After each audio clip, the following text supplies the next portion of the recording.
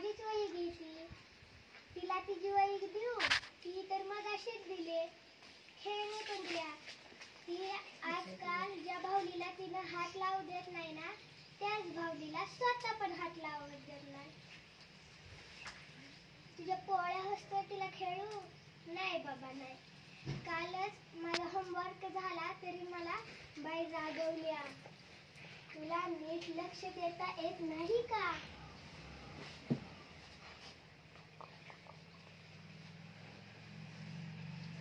छकुली मार दिला आता.